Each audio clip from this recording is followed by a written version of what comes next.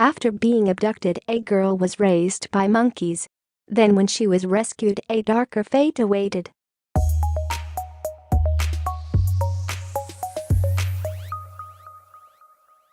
Hit the subscription button and ring the notification bell. This way you'll be the first to learn about the updates that appears on Inspiring Stories several times a day. Marina Chapman was around 4 years old when she says she was abandoned in the Colombian jungle. Survival in this unforgiving landscape was only possible thanks to a family of capuchin monkeys. Her ordeal didn't end there, though, because when she left the rainforest, she walked into an even bigger nightmare. Chapman's knowledge of her early life is hazy. She believes she was born in around 1950 in Colombia, and her earliest memory was of an event which would forever change her life. It began with her playing outside her family home. Then I saw a hand cover my mouth, a black hand in a white hanky. I realized there were 2 people taking me away, she told The Guardian in 2013. Before Chapman knew what was happening, she was thrown into the boot of a car. She claims that they drove into the jungle, where the kidnappers removed her from the vehicle and simply left her where she stood. Completely alone in the rainforest, she told The Guardian she screamed and nobody came. With little choice, she says she decided to start walking and keep going until she found someone to help. No matter how far Chapman walked though, nobody appeared to help her. The 4-year-old was deep in the jungle. But, luckily the little girl's fortunes were about to change. She says she stumbled upon a troop of monkeys that could well have saved her life.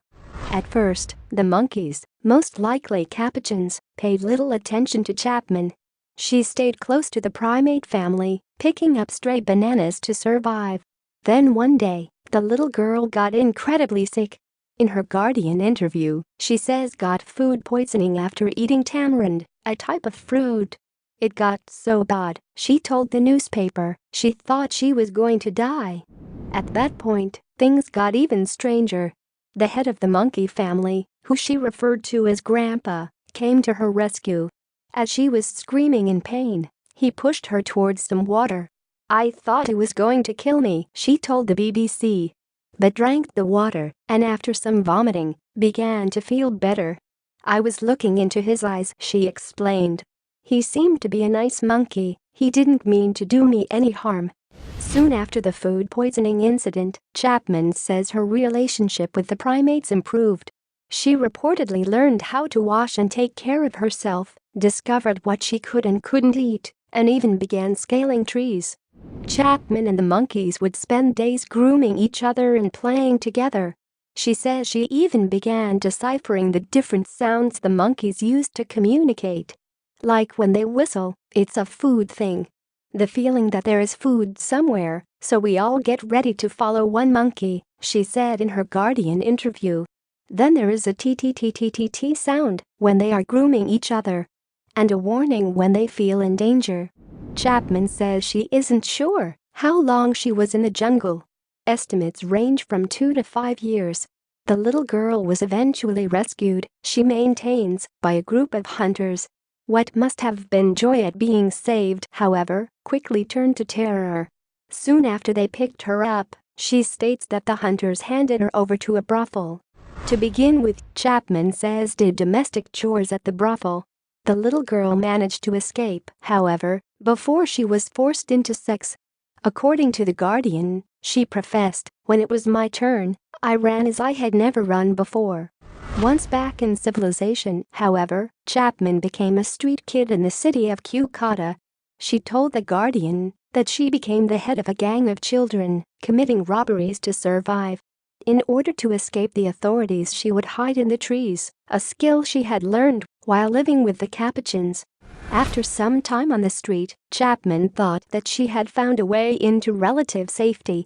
She'd heard, she told the UK newspaper, that some families were taking in street kids as domestic workers. Sadly for the little girl though, the family that she worked for were not what they seemed. Chapman alleges that the domestic work employer was, in fact, a mafia family looking for a slave.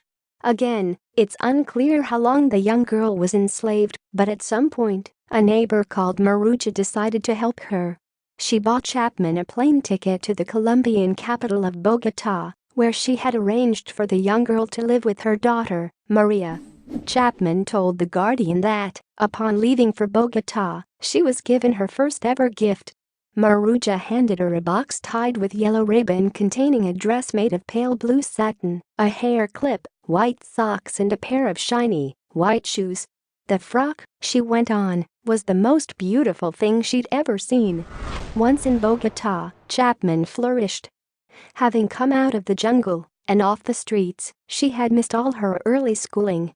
And in practical terms, she had no knowledge of civilized life. She told The Guardian, "I had to learn how to sit in a chair, how to open doors, sanitation, all of the things I had never done." When Chapman was about 14 years old, Maria officially adopted her. Her mother then told the teen that it was time to do something special. She would choose her name. Indeed, Chapman had no idea what a real name was. In the end, the teen settled on Marina. Talking to The Telegraph in 2013, Maria said that her daughter was a lovely and well-behaved little girl. She was happy and honest. In 1977, Chapman and her adopted family made the move from Colombia to Yorkshire, England. Working as a nanny, and now in her 20s, she met and married scientist John Chapman. She told him her story, and despite its incredible twists and turns, he didn't doubt its veracity. However, when she came to write her memoir, The Girl with No Name, publishers weren't quite so sure.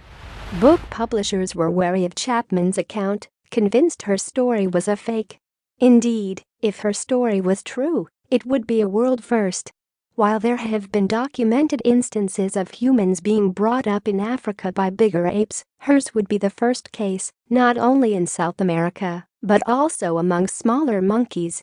Chapman eventually found a publisher for her autobiography, which came out in 2013. And she's still determined to track down her birth family. She told the BBC that DNA tests were sent to Colombia to find them. As for her monkey family, Colombian professor Carlos Conti believes her story is true. Using an apparatus similar to a polygraph, he showed Chapman pictures of her adoptive family, and her reactions suggested she had a deep relationship with the animals. Whatever the truth, everyone can agree that Chapman has had an interesting life. From Bogotá to Yorkshire, she later worked as a chef, a nanny and ran her own catering company. This is a woman to be reckoned with. And it's possibly all down to some kindly capuchins. We hope you enjoyed the video. Please let us know which one of these stories you found the most interesting. And if you like the video, click on the subscription button and turn on notification so you will be the first to know when we put out a new video. We thank you for watching, and we hope to see you next time.